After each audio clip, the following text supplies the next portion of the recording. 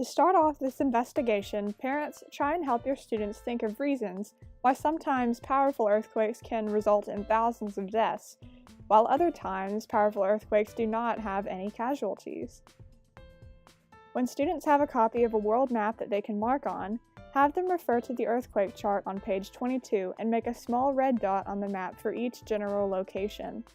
They should write the date of the earthquake next to the dot. Students will probably need a geography book or other reference to find each of the locations on page 22. Google Maps is an excellent resource and speeds up this process tremendously.